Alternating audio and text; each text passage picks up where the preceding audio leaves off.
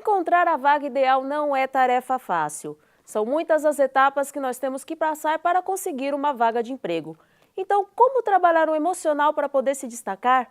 Quem vai dar dicas para a gente sobre este assunto é o professor Constantino, da Faculdade Anhanguera. Professor, obrigada pela presença. Eu que agradeço. Obrigado. Estamos falando de lidar com a pressão na entrevista de emprego, controlar nervosismo.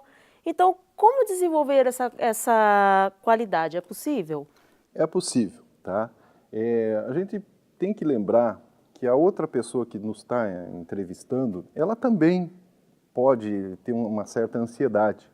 E aquele momento da entrevista, né?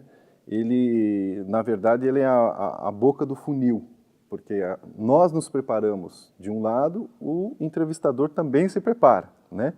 E a gente tem que confiar naquilo que a gente vai falar como sendo o melhor, né? E confiar na pessoa que está te entrevistando, que ela vai ser justa com você. E quando o assunto é entrevista de emprego, como se preparar? Olha, uma das coisas principais é você examinar muito bem a vaga a qual você está se candidatando, tá? Então, geralmente as publicações vêm, elas dão dicas das competências que são necessárias para o preenchimento daquela vaga. Então, você deve se preparar para responder aquela vaga, os objetivos dela, os requisitos daquela vaga, né? Os requisitos comportamentais, de liderança, apresentação de resultados. Então, você se prepara nesse sentido.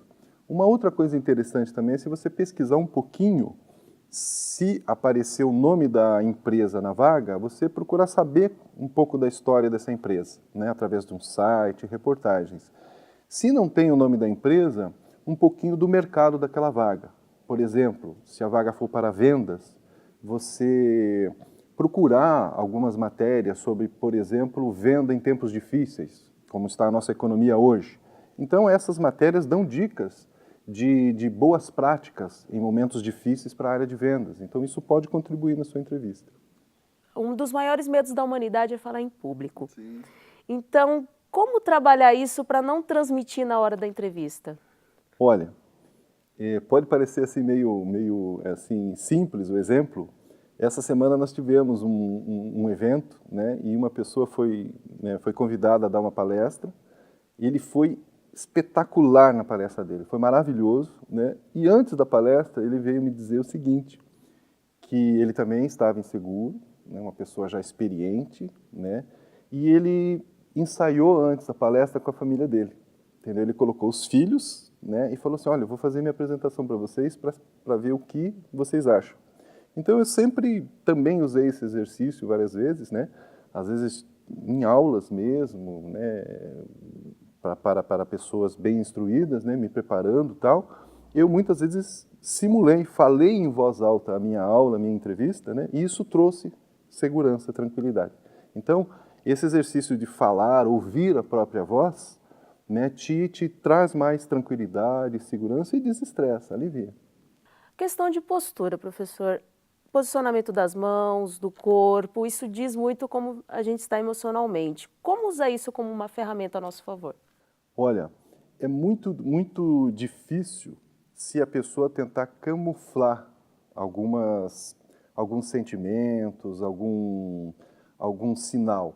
Então, por exemplo, as mãos realmente são, dentro da nossa cultura latina, a gente gesticula muito, né? Então as mãos acabam incomodando a gente. Eu estou falando aqui com você e estou segurando as minhas.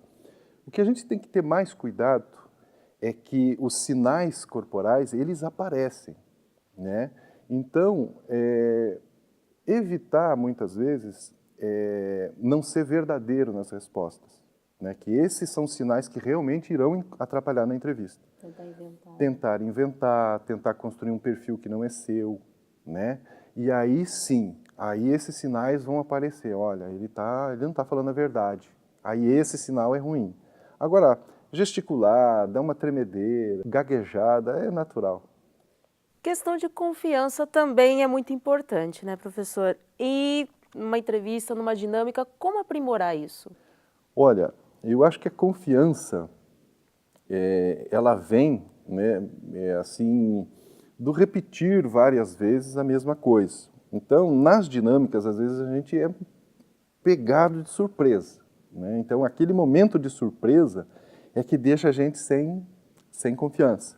Então, se você puder antecipar, ler um pouquinho sobre o assunto, né? Hoje a gente tem muita informação na internet, livros, existem materiais sobre como você ficar, se sair melhor nas dinâmicas, né? Esses materiais não vão te ensinar a ter sucesso 100%, mas vão te ensinar a como se desenvolver e ter mais confiança, sim. Ensaiar respostas, por exemplo, seria uma ajuda ou não? Não, porque aquele momento da dinâmica, né, as respostas se por exemplo forem muito adequadas, a pessoa que está te entrevistando vai desconfiar. Olha, ele decorou o manual, entendeu? É justamente você vai conseguir demonstrar as suas competências nesse desnível, né?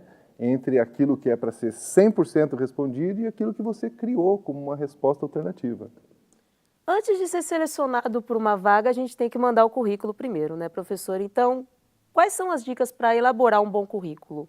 Olha, o currículo, primeira coisa que eu tenho que pensar na hora de fazer o currículo.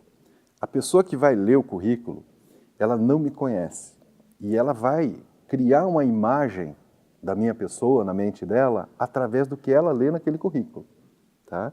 Então, as informações que eu decidi colocar ali, elas têm que conseguir desenhar essa imagem na mente do entrevistador. Então, coloque informações claras, né? Responda claramente o objetivo da vaga, né? Então, a vaga está lá, gerente de vendas. Qual é o objetivo? Gerente de vendas, né? Coloque lá a sua formação, é muito importante, e relate as suas experiências. Ok, então, obrigada pelas informações. Tá bom. E o quadro Seu Emprego fica por aqui. Até a próxima.